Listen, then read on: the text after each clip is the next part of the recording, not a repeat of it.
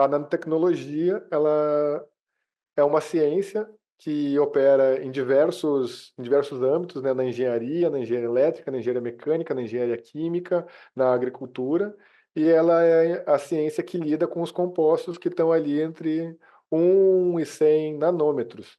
E por que que isso é importante para a cannabis? Porque nós estávamos falando antes como é baixa a biodisponibilidade dos canabinoides, como se perde canabinoides por metabolismo de primeira passagem, por excreção renal e através das fezes, e se desperdiça muito do material que poderia ser utilizado para essa terapia. Com vista nisso, se desenvolveu uma forma de reduzir dramaticamente o tamanho da molécula, das moléculas lipídicas, para que elas fossem mais facilmente absorvidas pelo corpo e às vezes até burlando o metabolismo de primeira passagem. Então agora a gente vai ver como que se dá isso. Então, esse esquema aqui nos mostra, né, falando da tecnologia, inclusive, que nós temos nos nossos produtos, que é a tecnologia Nanosorb. O que que acontece? Relativamente o tamanho de uma partícula convencional, e essa partícula é reduzida cerca de 1000 vezes para entrar no universo nano, sai do universo micro para o universo nano, e isso otimiza, né, a terapêutica. Então, uma tecnologia em nanoescala, compreendida aí na escala de 1 a 100 nanômetros, e para a gente ter uma ideia, né, eu não sou físico, né, então eu gosto desses exemplos, 1 centímetro, ele contém 10 milhões de nanômetros.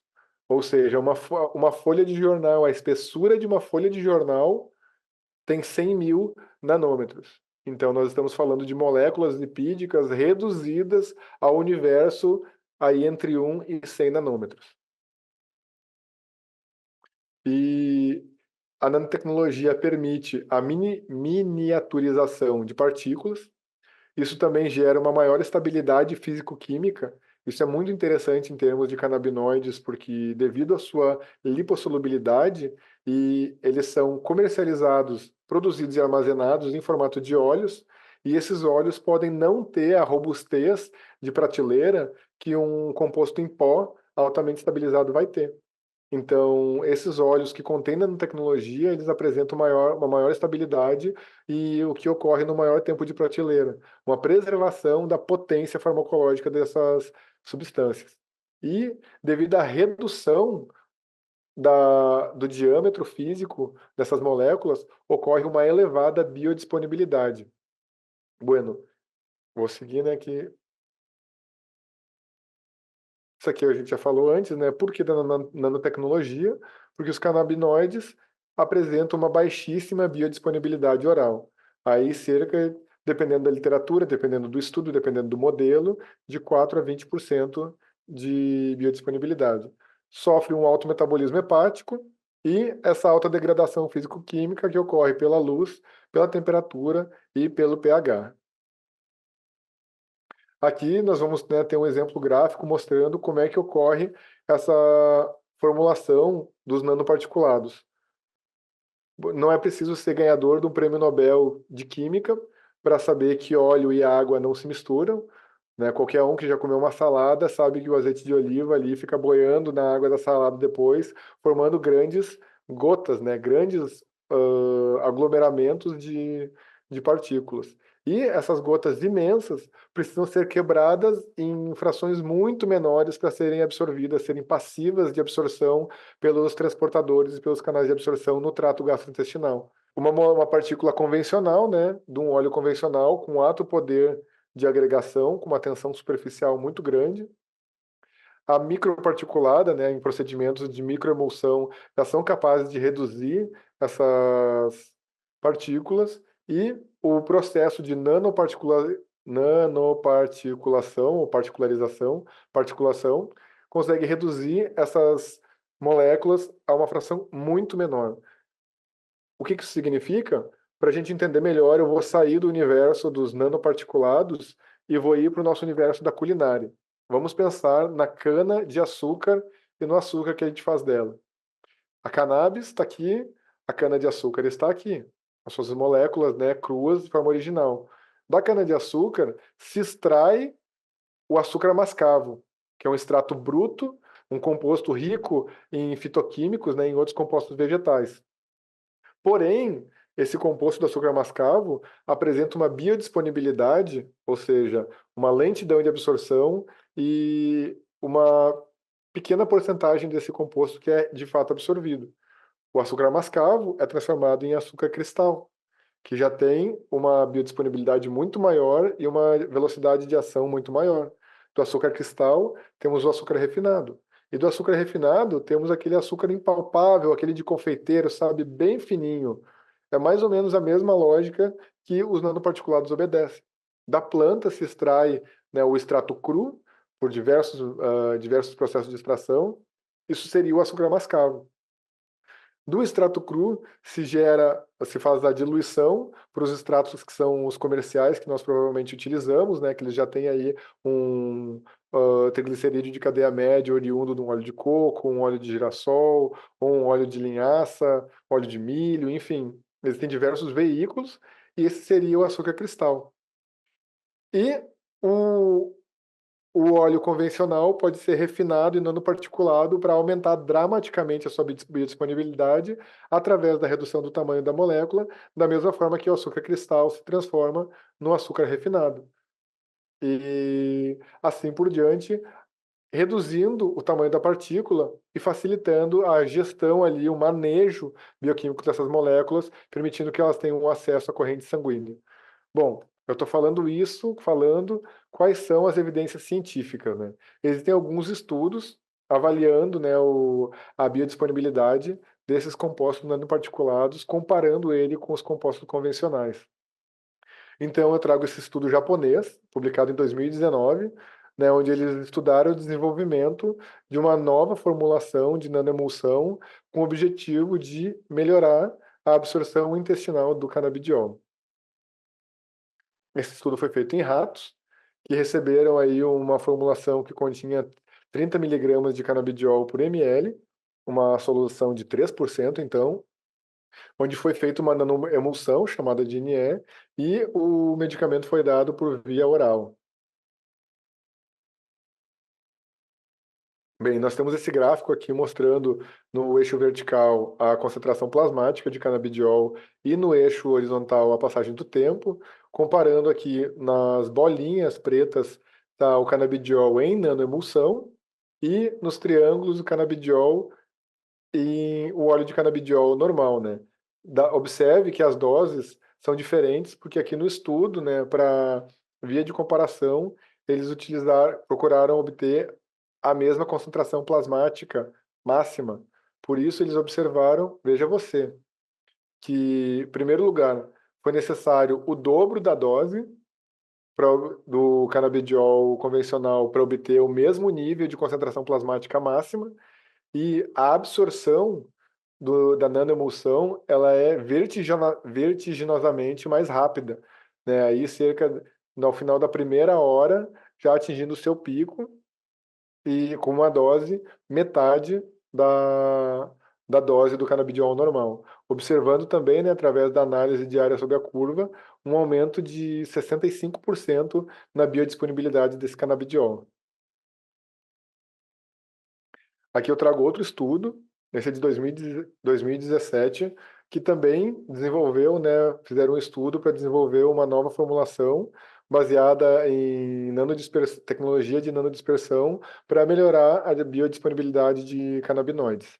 Esse estudo foi feito em voluntários saudáveis, né, um estudo em humanos, onde os indivíduos recebiam uma dose única oral, que era igual para todo mundo, né? Então a dose não foi ajustada por peso, de uma solução de 10 miligramas de THC e 10 miligramas de canabidiol.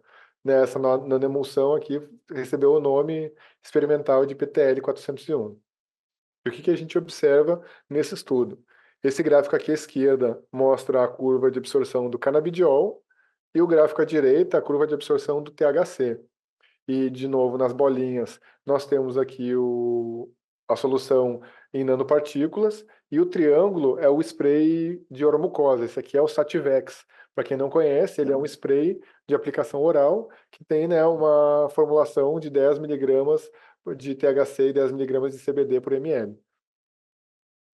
E que é a mesma formulação que o produto da Nanolab, da linha Latam, o Balance também apresenta, né? Mesma concentração de THC e de CBD. A gente observa aqui uma absorção mais rápida e um pico mais elevado no CBD e a mesma coisa no THC, né? Embora no THC houve aqui uma pequena diferença que o pico foi muito maior no nanoparticulado. Então as observações são essas. A absorção é mais rápida, ela é precoce quando comparada com o medicamento referência e a concentração máxima ela é elevada também quando comparada com o medicamento referência na mesma dose. E, por último, acredito que esse é o nosso último estudo, né, o mais recente de 2022, que é um estudo randomizado, triplo cego, utilizando, controlado com comparador, né, fazendo um estudo paralelo, investigando a farmacocinética do canabidiol e do tetraidrocannabinol no novo sistema de entrega que eles denominaram Solutec. Então, esse estudo também foi feito em humanos, que foi utilizada novamente, né, uma dose única oral, igual a do outro, utilizando uma nanoemulsão de canabinoides. E o que a gente pode observar aqui nesse gráfico? Eu peço desculpas, né, que ele está um pouco fosco, mas curiosamente no próprio artigo ele estava, né, com essa baixa resolução. Mas enfim, à esquerda nós temos o gráfico do THC e à direita o gráfico do CBD. Deixa eu dar um zoom aqui para nós. E em azul é a Solutec, né, a nanodispersão, e em triângulos vermelhos o óleo do canabinoide diluído em triglicerídeo de cadeia média.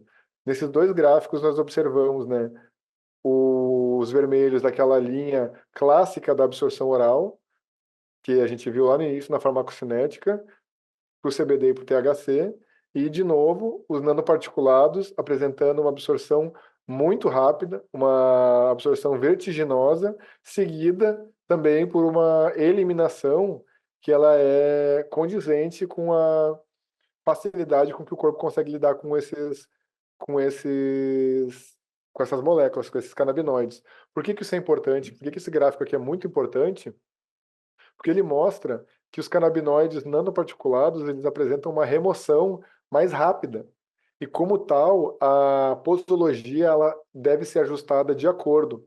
Por exemplo, devido a essa curva aqui clássica dos canabinoides, né, que a gente observa o pico entre 4 e 6 horas e os efeitos aí duradouros de 8 até 10 horas, os canabinoides convencionais têm uma posologia clássica de 2 tomas por dia. Geralmente, né, para uso contínuo, se recomenda 2 tomas por dia, manhã e à noite, juntamente das refeições. E com os canabinoides, e isso faz perfeito sentido com essa curva. Já os canabinoides apresentando essa característica de remoção, perdão, característica de remoção mais rápida, isso implica que, embora eles tenham uma absorção mais rápida e uma biodisponibilidade muito maior, a posologia tem que ser adequada. Então, eu recomendaria 3 tomas no dia para manter, né, com doses menores do que seria um canabinoide convencional, mas dividido em 3 vezes, né, de manhã, no almoço e à noite à janta, para se trabalhar com essa janela terapêutica de acordo com a farmacocinética dos canabinoides nanoparticulados. Essa é talvez a mensagem mais importante em relação à posologia dos nanoparticulados que eu tenho para passar hoje. E aqui, mais uma vez, nós observamos tanto a absorção mais rápida, quanto a concentração máxima maior do que o canabinoide referência. Bom, isso nos leva aqui para o finalzinho da nossa aula, do nosso encontro, e quais são as nossas conclusões com tudo isso, né, que foi falado hoje. Que a cinética e a dinâmica dependem da formulação e da via de administração, ou seja, né, a absorção e a eliminação vão depender da via de administração e os efeitos esperados também, bem como de quais são os canabinoides que estão ali. Se é um canabinoide mais anti-inflamatório, que nem o canabidiol, que vai incorrer em menos efeitos sedativos, menos efeitos analgésicos e menos efeitos psicoativos, ou se é um canabinoide mais psicoativo, né, que vai exercer um efeito aí sedativo. O metabolismo dos canabinoides é predominantemente hepático, tanto do CBD quanto do THC, e, portanto, interações cinéticas e dinâmicas do ponto de vista farmacológico, podem ocorrer, e a maior mensagem é que mais estudos são necessários. Muitos e muitos e muitos e muitos mais estudos são necessários. O proibicionismo cobra um preço todos os dias de quem trabalha nessa área e quem é adepto da medicina canabinoide, pois, devido aos impedimentos legais, né, não foi possível realizar as pesquisas. Tanto o consumo, quanto a prescrição, como o próprio estudo desses canabinoides foi proibido e criminalizado por tanto tempo. Pense você, houveram tempos na história em que o indivíduo era permitido ter uma arma de fogo em casa, mas não era permitido ele ler um livro sobre cannabis. Em que é permitido, né, dentro do âmbito da pesquisa, desenvolver pesquisas científicas para gerar armas de fogo, instrumentos de morte e destruição, mas a pesquisa de uma planta era considerada crime. Eu acho que esse é um fato que deve, né, ser super refletido, é muito importante para nos levar a perceber a realidade do panorama, dos poderes que jogam com as nossas vidas e o que é permitido, por que é permitido e até quando deve ser permitido. Em relação à nanotecnologia, aqui houve uma pergunta, né? Se no Brasil alguém já apresenta nano. Sim, a Nanolab ah, trabalha com nanoparticulados, acho que era isso, né? Mas enfim, concluindo aqui, as conclusões sobre a nanotecnologia. Aqui apresenta uma absorção muito maior do que a absorção do canabidiol regular, dos canabinoides normais, trazendo uma máxima biodisponibilidade, uma maior vida útil para a molécula, né? Ou seja, estabilizada ali depois do processo de nanoparticulação, ela tende a se oxidar menos e perder menos potência com o tempo.